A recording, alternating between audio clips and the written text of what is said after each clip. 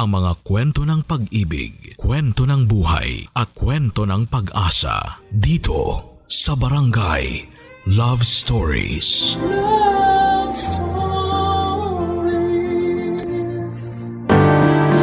May mga relasyon na sa una lang masaya at masarap. Tapos sa dulo malungkot na at masalimuot. Pero nasa magkarelasyon pa rin kung handa nilang ayusin ang kanilang pagsasama o mas mabuti na lamang na maghiwalay na sila. Ikaw kabarangay, handa ka bang ipaglaban ang isang relasyon kahit na gusto mo nang bumitaw? Papa Dudut. Dear Papa Dudut, pangarap ko na talagang magkaroon ng sariling pamilya simula noong dalaga pa lamang ako. At gusto ko na ang mapangasawa ko ay hindi taga sa amin sa Isabela. Kaya nga nung nauso po ang Facebook, kung sino-sinong lalaki ang kinausap ko para makipagkilala. Karamihan ay mga taga Maynila. Meron din namang mga taga Rizal at Batangas. Pero wala naman akong sineryoso sa kanila dahil patapos pa lamang ako sa high school ng mga panahong yon. Bago ko i-share ang kwento ko ay magpapakilala muna ako. Ako si Shaira, 32 years old at kasalukuyang nakatira sa Quezon City. Meron na akong 2 anak at kinakasama na tawagin na lang po nating Noriel. Factory worker siya at nakilala ko noon sa kantina dati kong pinagtatrabahuhan bilang dishwasher. Lagi kasi siya doong kumakain. Noong nabuntis ako ni Noriel, alam ko na meron na siyang anak sa dati niyang kinakasama. Pero tinanggap ko pa rin yon dahil mahal ko si Noriel. Magsisimula ang lahat taong 2024 noong nabuntis niya ako sa pangalawa naming baby, Papa Dudut.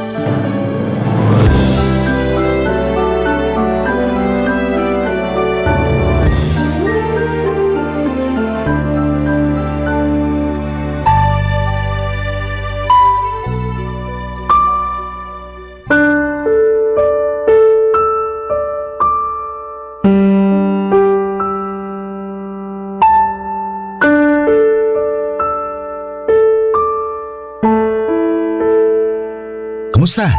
Anong resulta? Ayan o, tignan mo. 2 guhit? Ibig sabihin buntis ka, sweet cake ko! Huwag mo nga ako tawagin ng ganyan, naiirita ako eh. Naiirita ka kasi buntis ka? Oo, Bakit? Blessing kaya yan. blessing nga pero kapapanganak ko pa lang, di ba? 3 buwan pa lang yung panganay natin tapos nabuntis mo na naman ako.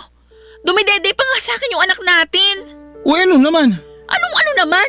Natural, mabubuntis ka kasi may nangyayari sa atin. Oo nga, pero sabi ko di ba ayoko pang magka-baby tayo. Labo mo naman eh. Di mo kasi naiintindihan. Lalo hindi ikaw ang nagbubuntis. Hindi talaga, dahil trabaho niyo mga babae ang magbuntis. Di ka na talaga naawa sa akin, no? Alam mong hirap na hirap ako nun sa pagbubuntis sa panganay natin. Tapos binuntis mo na naman ako. 3 buwan pa lang walang nangyayari sa atin tapos init na init ka na dyan. Ilang beses ko nang nasabi na hindi pa ako handa. Na ayoko pa. Lalo pa dumidede pa yung panganay natin pero hindi mo ako pinakinggan. Tinuloy mo pa rin. Ginalaw mo pa rin ako kahit labag sa loob ko.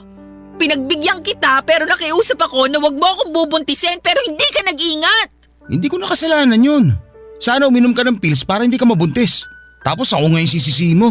Ayos ka rin talaga eh. Uminom naman ako pero ang daming komplikasyon sa akin. Diba sabi ko naman sa'yo yun? Grabe ang sakit ng ulo ko, kulang na lang iuntog ko sa pader para lang mawala. Hirap pa ako makatulog sa gabi at kung ano-ano pang pangit na bagay yung mga naiisip ko. Dagdagan mo pa yung puyat sa pag-aalaga sa anak natin at mga gawaing bahay. Inggit na inggit nga ako sa'yo kasi palagi na lang mahimbing ang tulog mo sa gabi. Tapos ikaw pa ang galit pag iniistorbo ko ang tulog mo dahil lang gusto kong magpatulong sa pag-aasikaso sa baby natin. May trabaho pa kasi ako kinabukasan nun.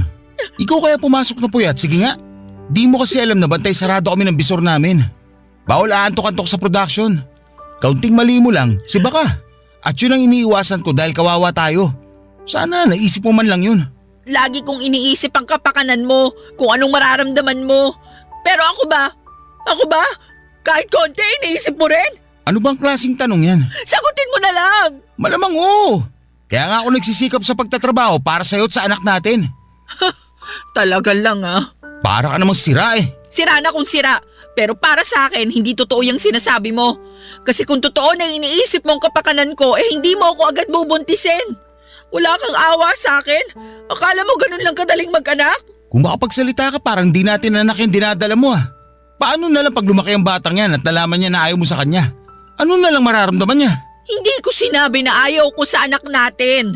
Ang akin lang, hindi pa to yung panahon para magbuntis na naman ako. Hindi ka ba nakakaintindi? 3 buwan pa lang yung panganay natin, Noriel. Hindi naman kagad lalabas yung pangalawa natin. May ilang buwan pa para lumaki yung panganay natin. Hirap sa'yo, masyado kang OA. Ako pa talaga yung OA? Eh sino pa ba? Alam nga namang nanay ko tayo lang naman nag-uusap dito. Oh, isa pa yung nanay mo. Oh, anong ginawa sa'yo ng nanay ko? Baka pag nalaman niyang buntis na naman ako, may masabi na naman siya sa akin.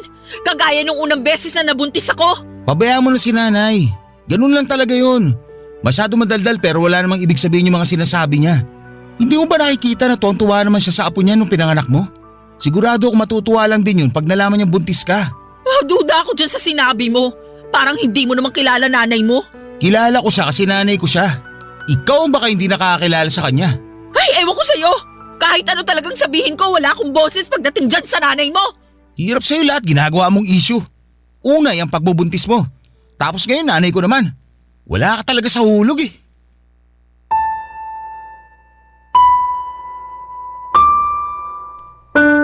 Papadudo 2023 nang nagkakilala kami ni Noriel.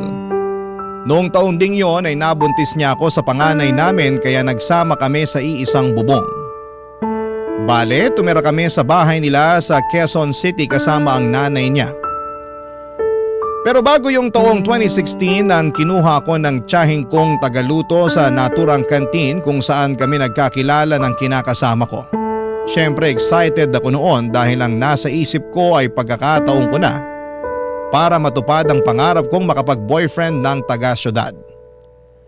Alam ko na hindi ko dapat priority ang paghahanap ng karelasyon dahil mahirap lang ang buhay namin sa probinsya noong araw.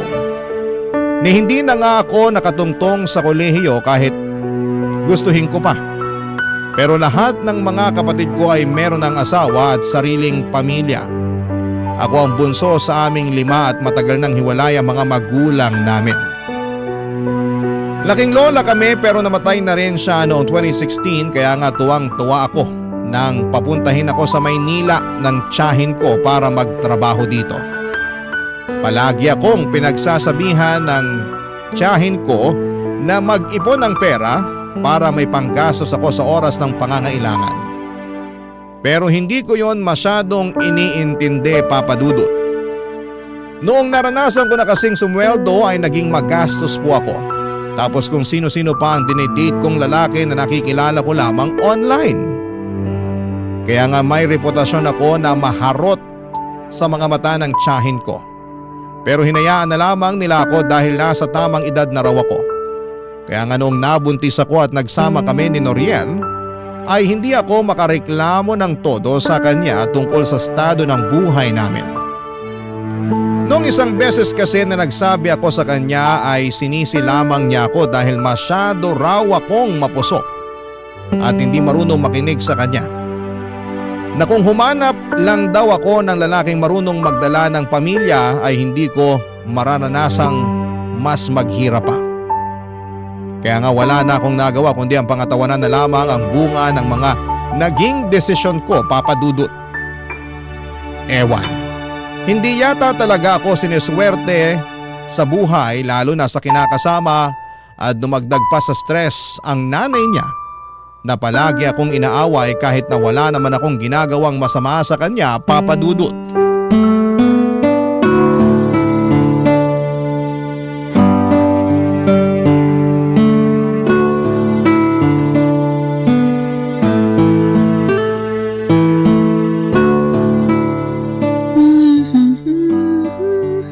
Wow! Ang cute naman ng damit ng baby niya. Kaninong baby niya? Kayo po pala, Nay. Oh, ako nga. Bakit kumakaano ka naman dyan eh? Akala mo nakakita ka ng maligno. Hindi naman po sa ganon. Nagulat lang po talaga ako sa pagdating nyo. Paano hindi ka magugulat? Tutok na tutok ka dyan sa cellphone. Kulang na lang, idikit mo yung mga mata mo dyan. Sobra naman po kayo. Ako pa ang sobra. Kanina ko pa napapansin na babad ka dyan sa cellphone mo Kung makaasta ka, akala mo wala kang inaalaga ang anak Ngayon lang naman po ako nag-cellphone. Yung anak ko naman po natutulog sa duyan sa kwarto. Hindi ko naman po sinara ang pinto para tanaw ko at mabilis kong mapuntahan. Lumabas lang po ako ng kwarto saglit para kumuha ng tubig na maiinom sa ref. Tapos nag-cellphone ka na dyan bigla. Nag-chat din po kasi yung tiyahin ko. Kinukumusta ako kaya nireplyan ko lang. Nag-chat daw. Maniwala sa'yo. Ay kung gusto niyo tingnan niyo pa po tong cellphone ko, kausap ko po yung tiyahin ko. Oo na. Pero may pasabi-sabi ka pa dyan cute ng damit ng baby. Pinag-uusapan niyo rin ba ng tita mo yun? Ay, yun po ba? Hindi po, nakita ko lang sa Facebook nung nagbukas ako ng account. Sinasabi ko na nga puro ka Facebook. Wala naman po sigurong masama doon, lalo't ngayon lang naman ako nag-Facebook, Nay. Kahit ano pang sabihin mo, hindi maganda sa isang nanay na katulad mo, yung puro ganyan ang inaatupag. Dapat ang ginagawa mo, pag hindi mo inaalagaan yung anak mo, naglilinis ka ng bahay. Tingnan mo, napakaraming hugasin sa lababo. Ako pa bang hinihintay mo maghugas ng mga yan? Hindi naman po, pero mamaya ko na sana huhugasan yung mga pinggan. Masakit pa po kasi yung balakang ko at medyo nangangalay yung mga binti ko. Sus, kunwari ka pa. Sabihin mo, nagdadahilan ka lang para hindi makapaghugas. Style mo, bulok. Ay, hindi naman po ako nagdadahilan. Hindi raw, pero halatang halata naman sa'yo. Inoobserbahan lang kita, Shaira. Pinagpapasensyahan lang, lalo't buntis ka sa panganay niyo ni Noriel ko. Tapos ngayon, nagpabuntis ka na naman sa anak ko para makatakas sa mga gawaing bahay. Ayos ka rin talaga no? Hindi ko naman po ginustong mabuntis ulit. Si Noriel po ang sisihin niyo kung bakit buntis na naman ako. Aba, at bakit ko naman sisisihin yung anak ko? Siya po kasi may kasalanan. Sa totoo lang, ayoko nga po munang sundan yung panganay namin, lalo 3 buwan pa lang siya. Kaya lang masyadong mainit si Noriel. Tapos nagtatampo pag hindi ko pinagbigyan. Malamang, may pangangailangan yung anak ko. Alam ka naman sa ibang babae niya hingin yung pangangailangan niya kasi ayaw mo siyang pagbigyan. Hindi naman po sa ganun, pero nag-usap naman kami na hindi pa ako handa. Sa kakaunting panahon lang naman ang hinihiling ko para makarecover yung katawan ko sa panganganak. Pero hindi naman siya nakinig. Ganyan talaga ang mga lalaki. Kaya nga dapat handa ka ano man ang mangyari. Tsaka kasalanan mo rin naman May iniinom kang pills, di ba? Meron po pero tinigilan ko na bago pa may mangyari sa amin ni Noriel. Oh, ayan. Hindi namin mo rin. Kasalanan mo rin talaga yan kasi alam mong buntisin ka pero nagpagalaw ka ng walang proteksyon. Hindi po kasi maganda yung epekto sa akin ng pills. Di sana sumubok ka ng ibang proteksyon. Hindi lang naman pills ang pwede mong gamitin para hindi ka mabuntis Alam ko naman po, kaso nakakatakot Natatakot ka naman saan? Sa pwedeng maging epekto nun sa katawan ko. Marami po kasi ako nababasa na horror story sa Facebook na galing din sa kapwa ko nanay tungkol sa mga contraceptive na gamit nila. Bakit ako nun? Wala naman nangyari sa akin nung nagpaturok ako Hirap kasi sa'yo masyado kung mapaniwalain sa mga nababasa mo sa Facebook. Iba-ibang katawan ng mga babae. Tsaka kung pumalpak yung unang ginamit mo, di magpalit ka ng iba. Subok lang ng subok hanggang mahanap mo yung hiyang sayo. Ganon yun.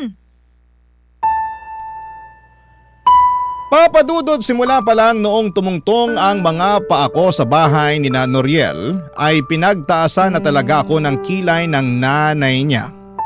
Buntis na kasi ako noon nang dinala ako sa bahay nila at pinakilala ako ng kinakasama ko sa kanyang nanay.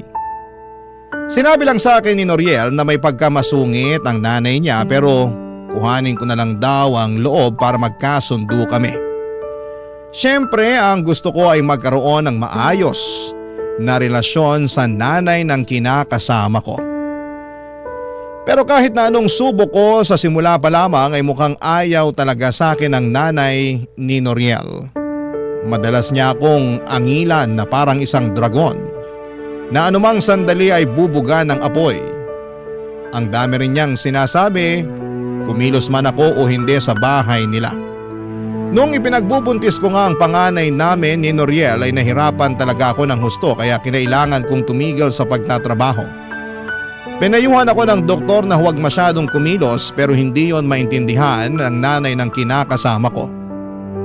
Papadudot lagi niya akong inuobliga na maghugas ng pinggan at maglaba. Kasi nakikitira lang daw ako sa pamamahay nila. Yun din ang rason kung bakit takot na takot akong magbuntis sa pangalawa namin. Bagay na hindi naman maintindihan ni Noriel na mga panahong nagsasama kami sa bahay nila, Papa Dudut. Barangay Love Stories. Barangay Love Stories. Papa Dudut, may 6 na taong gulang na anak si Noriel sa dati niyang kinakasama na sinusuportahan din niya ng mga panahong yon. Kaya ang maliit niyang sweldo mula sa pagpa-factory worker ay nahati sa anak niya sa una at sa amin. Bilang ako ang babae ay sa akin nakatoka ang pagbabudget, kaya masasabi kong mas madalas pa kaming kapusin kaysa nakakaluwag. Ewan. Pero kahit na anong gawin kong paghihigpit ng sinturon ay hindi talaga kami makaahon, Papa Dudut. Kaya naman takot na takot akong magbuntis noon dahil sigurado na lalo kaming malulubog sa kahirapan. Alam ko naman sa sarili ko na mahal ko si Noriel, kaya nga lang ay lagi kong sinasabi sa kanya ang mga pangarap ko at gustong mangyari sa pamilya namin. Nagkasundo pa nga kami na kapag malaki-laki na ang panganay namin ay babalik na ako sa pagtatrabaho para makatulong sa kanya. Kaso'y nabuntis niya ulit ako nang wala sa oras. At kailangan na lang naming pangatawanan ang magiging baby namin habang nagpapatuloy sa buhay, Papa Dudut. Pero aminado ako na may mga gabi pa rin na binabagabag ako ng aking mga takot para sa magiging buhay namin sa hinaharap.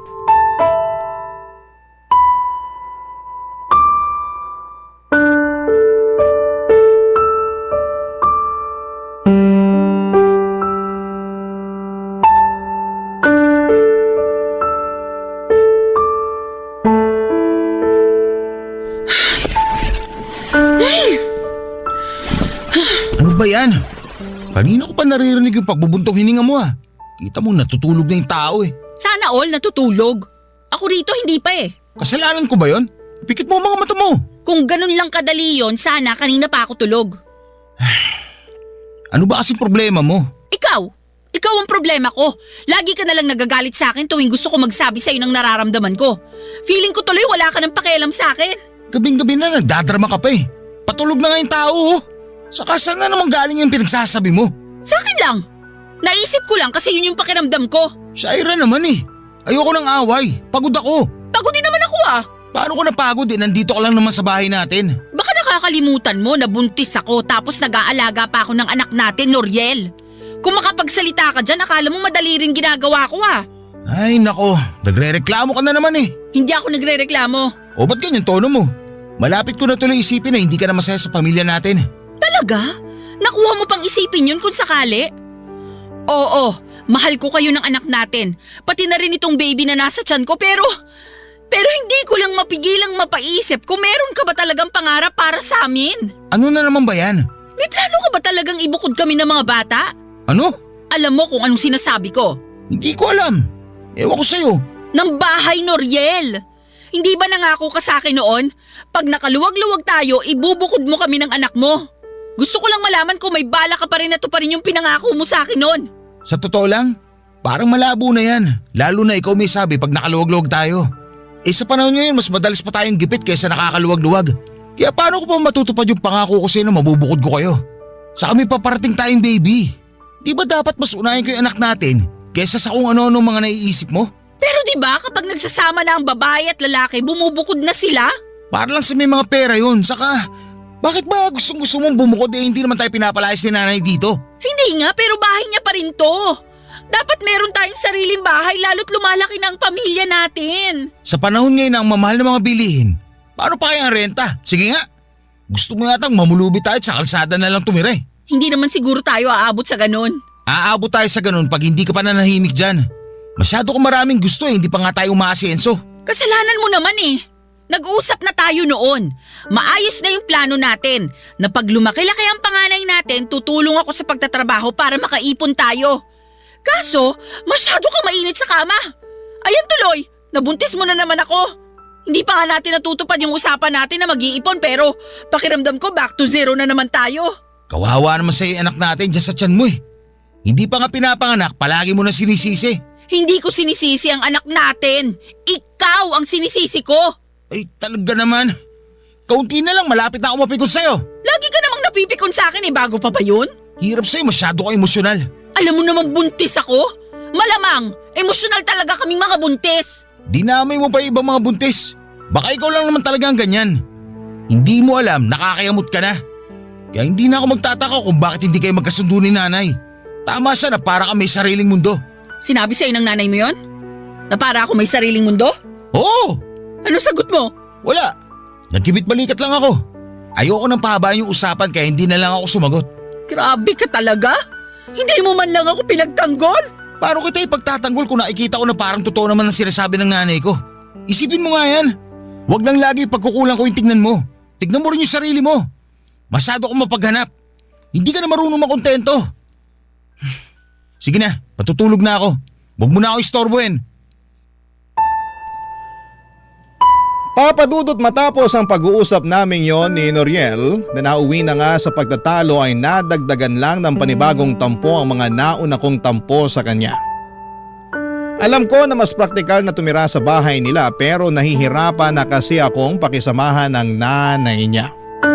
Sa tingin ko ay ginawa ko naman ang lahat ng abot ng makakaya ko pero wala.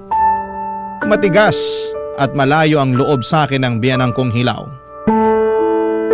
Simula noon ay hindi na ako nagsabi ng saloobin kay Noriel dahil siguradong hindi na naman niya ako pakikinggan. O baka nga sisihin niya ulit ako at sabihing masyado akong mareklamo at ako talaga ang hindi marunong makisama sa amin ng nanay niya. Pakiramdam ko papadudot ay wala akong karapatan na magsabi ng feelings ko. Kaya naman tinuong ko na lamang sa pagsali sa mga online group sa Facebook ng mga kapwa ko nanay at may kinakasama ang paglalabas ng mga hinaing ko sa buhay at sa relasyon namin ni Noriel. Bali ang ginagawa ko ay nagpo-post ako ng aking mga problema sa grupo na sinalihan ko at marami namang nagkokomento para magbigay sa akin ng pagpapayo. Hanggang sa may napansin akong isang Facebook account na paulit-ulit na nagko-comment sa mga post ko. Hindi nagtagal ay nag-chat sa akin ng naturang account para makipagkaibigan. Akala ko ay kapwa ko rin siya nanay kaya inaccept ko ang friend request niya sa akin sa Facebook.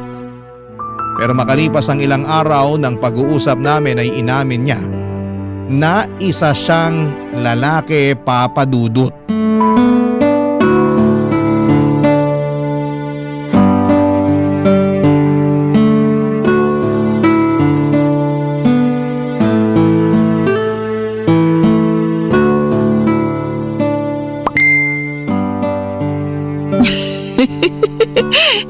Hindi lang pala siya magaling magpayo, marunong din magpatawa. Sino marunong ding magpatawa? Po? Sino nga yung marunong magpatawa? Wala po. Anong wala? Patingin ang cellphone mo. Ayoko po. O bakit? Siguro may tinatago ka sa akin ano? Bakit naman po ako may itatago sa inyo? Aba ewan ko. Galing ako sa kusina, katatapos ko lang magluto. Naabutan kita nakaupo na naman dito sa bangko habang pangiti-ngiti. Tapos sabi mo, marunong din siya magpatawa. Sino ba yung marunong magpatawa na yon, ha? Si ano po? Si Papa Dudut po. Si Papa Dudut? Opo. Katatapos ko lang po kasing makinig ng Barangay Love Stories. Sa dulo po nagpapayo si Papa Dudut, tapos bigla po siyang nagpatawa. Bakit hindi ka sa radyo nakikinig? Bakit dyan sa cellphone mo? Meron po kasi silang live sa Facebook. Doon po ako nakikinig at nanunood na rin. Siguraduhin mo lang na yun talaga ang pinaggagawa mong babae ka, ha?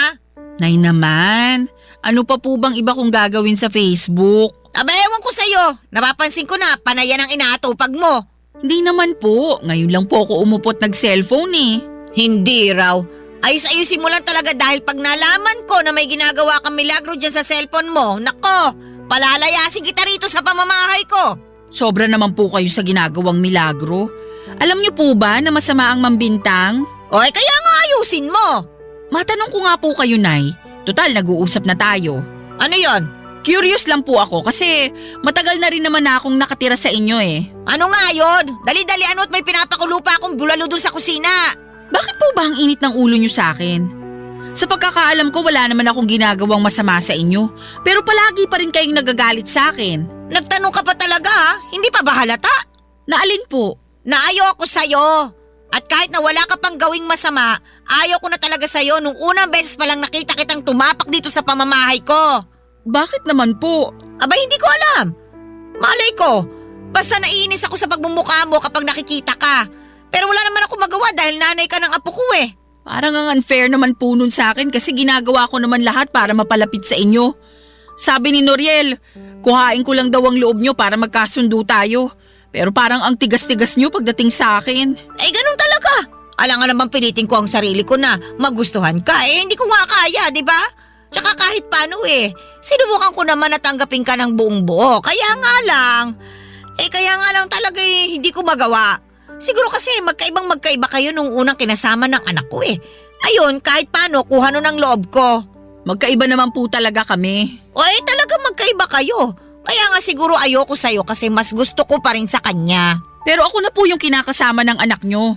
Kaya kailangan nyo akong tanggapin sa ayaw at sa gusto nyo. Kung palayasin kaya kita rito sa bahay ko sa ayaw at sa gusto mo. Grabe naman po kayo. Kung magsalita kayo, parang kayo ang kontrabida sa kwentong napakinggan ko sa Barangay Love Stories kanina. Kulang na lang bumuga kayo ng apoy dyan eh. Iniinis mo talaga ako? O hala nay, yung pinapakulo nyo dun sa kusina. Ha? Parang umaapaw na po yata. Naku, mabuti pa puntahan nyo na. Oo nga, kakalidis ko lang ng kalan eh. Baka dumumi na naman. Ay, teka nga, puntahan ko na nga at ikaw na babae ka ha. Tumulong ka dun sa paghahain sa mesa. Puro ka cellphone. Kulang na lang, idikit mo yung mukha mo dyan sa cellphone mo. Kayo nga po, puro na lang pagalit sa akin eh. Paano hindi ako magagalit? Binibigyan mo ako ng dahilan. Papadudot alam ko sa sarili ko na wala akong ginagawang masama. Kaya bakit abot langit na lamang ang galit sa akin ng nanay ng kinakasama ko?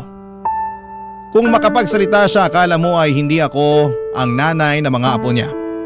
Sobra talaga akong nasaktan sa mga ibinibintang sa akin ni nanay dahil wala namang totoo sa mga yon ni isa. Nakikipag-chat lang naman ako sa nakilala ko online at wala kaming ginagawang masama, papadudot. Saka hindi ko naman inuubos ang oras ko sa pakikipag-chat o pakikipag-Facebook lang gaya ng sinasabi ng nanay ni Noriel. Sa katunayan ay nagsiselfone lamang ako pag natapos ko na ang asikasuhin ang anak namin at gumawa ng kaunting gawaing bahay na kaya kong gawin. Pero parang tanga ang nanay ng kinakasama ko dahil sa araw-araw na lamang na ginawa ng Diyos ay palagi siyang nakakahanap ng kadahilanan para maggalit sa akin, papadudot. Barangay Love Stories. Barangay Love Stories. Papadudot dahil wala namang ginagawa si Noriel sa tuwing inaagrabyado ako ng nanay niya ay hindi niyo ako masisisi. Kung lalong lumayo ang loob ko sa kanya. Pakiramdam ko ay mas matimbang talaga sa kanya ang nanay niya kesa sa akin at sa mga anak namin. Doon na ako nagsimulang magtanim ng galit kay Noriel at lahat yon ay ikinuwento ko sa lalaking kachat ko. Bagay na nauunawaan naman niya. Pakiramdam ko ay nakahanap ako ng karamay sa katauhan niya ng mga panahong yon. Kahit na hindi ko pa siya lubos na kilala. Feeling ko ay matagal na kaming magkakilala at kaunti lang kasi ang alam kong impormasyon tungkol sa kanya.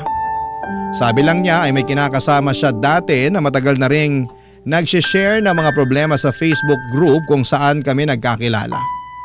Hindi rin daw kasi maayos ang naging pagsasama nila noon hanggang sa nagkahiwalay na nga sila, papadudot. Wala po silang anak tapos ay naiwan sa kanyang account at password ng dati niyang live-in partner. At doon niya nadiskubre ang mga group page na sinalihan nito. Simula noon ay naging misyon na raw niya ang magbigay payo sa mga problema ng mga nanay at may live-in partner na kasali sa naturang Facebook group kung saan kami nagkakilala. At masasabi ko na magaling talaga siyang magpayo, kaya naman aminado ko na napagaan niya ang kalooban ko. Kaya lang habang mas lumalalim ang pagkakaibigan namin, mas lalo pala akong binabantayan ng nanay ni Noriel, papadudot.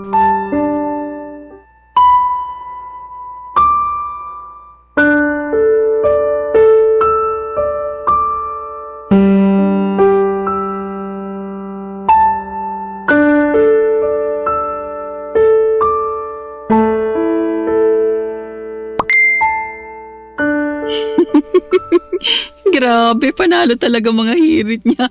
Tawang-tawa ako. Aray! Sinasabi ko na nga, ba't may iba kang kinakausap sa cellphone eh? Nasasaktan ako! Wala akong pakialam dahil grabe ang gigil ko sa iyong babae ka! Ano po bang kasalanan ko? Wala naman po akong ginagawa sa inyo.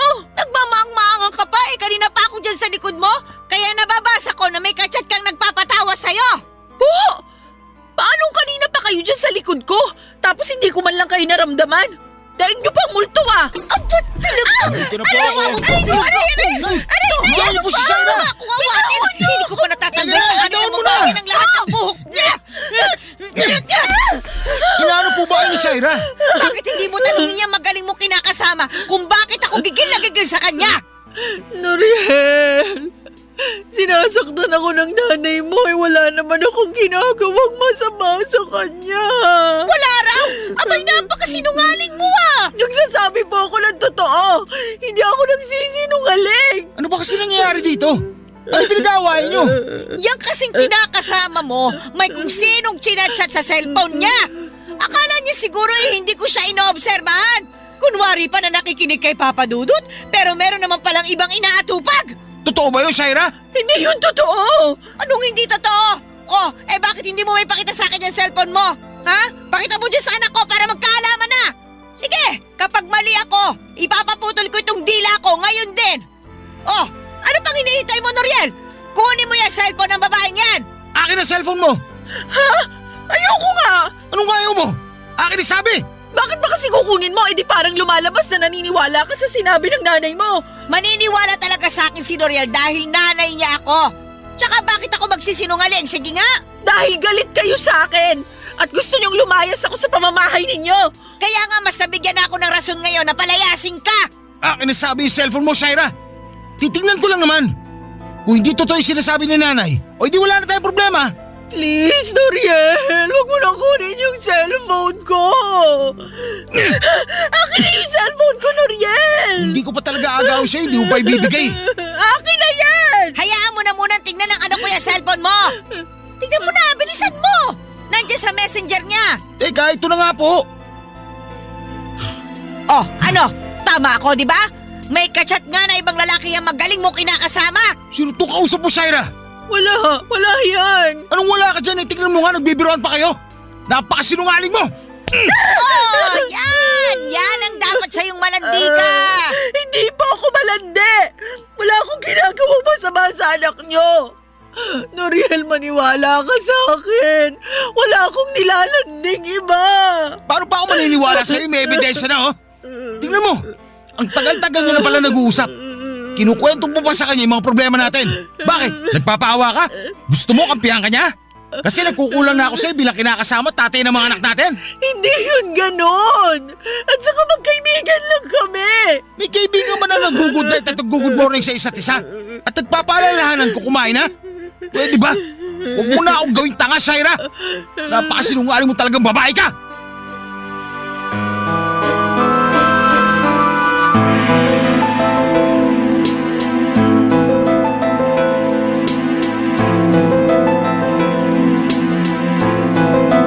Papadudot, hindi ko akalain na nakaabang lang pala sa akin ang nanay ng kinakasama ko para magkamali ako.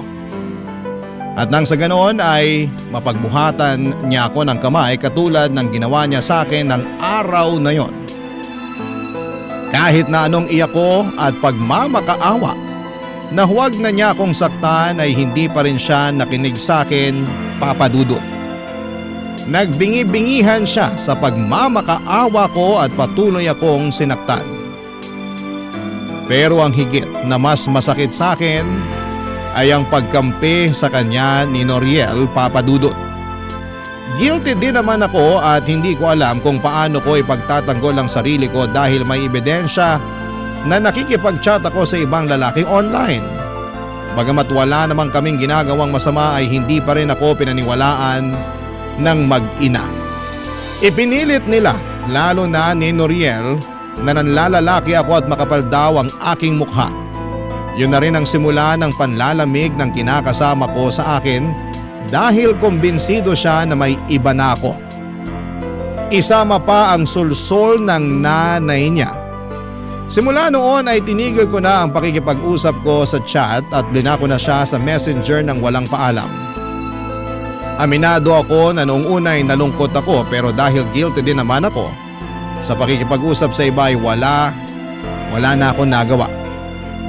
Alam ko sa sarili ko na kailangan kong bumawi kay Noriel. Kaya lang mas pinaramdam sa akin ang kinakasama ko na hindi niya ako kayang patawarin sa kasalanan na nagawa ko, Papa Dudut.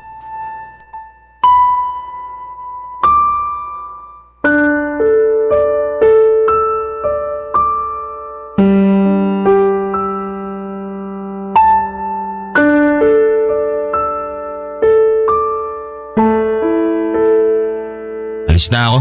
Baka matraffic pa ako pagpasok. Noriel, sandali! Bakit ba? Teka lang, mag-usap muna tayo. Ano mag-usap? Hindi ba narinig sinabi ko? Baka matraffic ako pagpasok sa trabaho. Lunes pa naman ngayon. Palibasa wala kang alam kasi ikaw nandito ka lang sa bahay. Sobra ka naman. Totoo naman eh. Hindi ka nagtatrabaho sa atin. Ako naman hindi ba? Tapos nandito ka lang sa bahay at wala ka namang ibang ginawa kundi mag-cellphone. Baka nakakalimutan mo, nag-aalaga rin ako ng anak nating panganay. Oy, dapat lang para naman may silbi ka. Ha? Anong may silbi? Sa lagay, tagapag-alaga na lang ng anak natin yung papel ko sa mundo?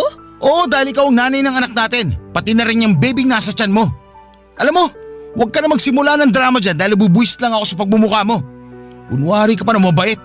Yung pala pag nakataligod ako may ginagawa ka milagro. Wala sabi akong ginawang milagro.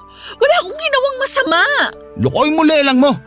Tigil-tigilan mo ko dyan sa kasinungalingan mo, Shaira.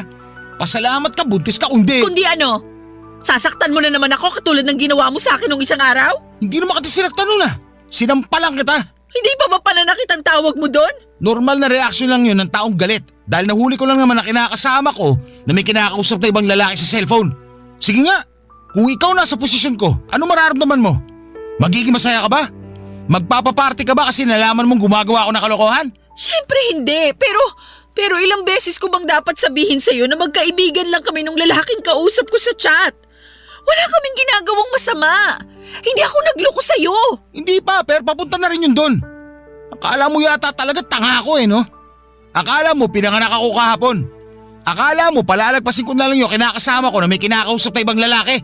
Binasa ko kaya lahat ng usapan nyo kaya alam ko nagsusubo ka sa kanya. Lalo na pag may problema tayo. Nakakadiri ka. Malandi! Alam ko sa sarili ko na hindi ako malandi dahil hindi ko nilandi yung kausap ko. Alam mo rin yan kung totoong binasa mo nga lahat ng usapan namin. Saka matanong nga kita ha? Bakit sa palagay mo sa kanya ako nagsusumbong tuwing may problema tayo imbis na ikaw mismo ang kausapin ko? Sige nga, sagutin mo. Ewan ko sa'yo. Ewan mo sa akin? Yan! Yan yung dahilan. Ano ba pinagsasabi mo dyan? Na ayaw na kitang kausapin dahil lagi ka nalang galit sa akin. Para kang nanay mo. Manang-manak sa kanya. Ikaw na lang sana yung pwede kong maging kakampi sa pamamahay na to. Pero hindi mo naman yung pinaparamdam sa akin. Tapos lagi mo pang binabaliwala ang nararamdaman ko. Kasi masyado akong emosyonal. Maarte ako, bla bla bla. Sinong gaganahang makipag-usap sa ganyang tao? Sige nga. Hindi pa rin dahilan yun para makipag-usap ka sa ibang lalaki. Hindi nga, pero wala naman kaming relasyon. At hindi ako tanga para paabutin yun sa ganon, lalo't pamilyado na akong tao. Talaga lang ha? May reputasyon ka nga sa tiyahin mo sa pagiging marot. Dalaga pa ako noon. Iba na ngayon na meron na akong mga anak. Para sa akin, wala ka pa rin pinagbago. Nagawa mo nga makipag-usap sa ibang lalaki. Nakakahiya ka. Wow naman, pag kaming mga babae nakakahiya. Pero pag kayong mga lalaking gumagawa ng katarantaduhan, proud pa kayo at sasabihin nyo pa na may pangangailangan kayo. Paano naman kami mga babae? Paano naman ako? Para sa kaalaman mo, may pangangailangan din ako. Pero hindi katawan ng ibang hanap ko, kung hindi pang unawa at pagmamahal. Turingan pa naman na ikaw ang kinakasama ko, pero hindi ko sa iyo yun maramdaman. Tapos sa huli, ako pang lalabas na masama kasi nakahanap ako ng kaibigan at kakampi dun sa lalaking kachat ko? Kahit na ano pang sabihin mo, gagagawan mo pa rin kung bakit mababa na tingin ko sa'yo. Sa tama naman mga sinabi ko, masyado ka emosyonal. Masyado ka mahina. Tapos, sa akin mo isisisi pagkukulang na sinasabi mo, masyado ka lang talaga mapaghanap. Hindi ka marunong makontento sa kung anong meron tayo. Ang hilig mong gawing komplikado ang sitwasyon. Tapos iiyak-iyak ka dyan, akala mo ikaw ang biktima rito. Lalo ako nabubwisit sa'yo Kaya pwede ba, Shaira? Tigil-tigilan mo ako ha? Papa Dudut, tinalikuran na ako ni Noriel pagkatapos ng pagtatalo namin yon at naiwan akong humahagulhol sa bahay nila. Sa ingay ko ay nagising ang nanay ng kinakasama ko at tulad na lamang ng inaasahan ay pinagalitan niya ako at ininsulto. Tinanong niya ako kung bakit hindi pa raw ako lumalaya sa bahay nila pero sinabi ko na lamang na kung aalis ako ay isasama ko ang anak namin ni Noriel, Papa Dudut. Doon na niya ako tinigilang kausapin dahil mukhang natakot siya na layasan namin sila ng anak ko.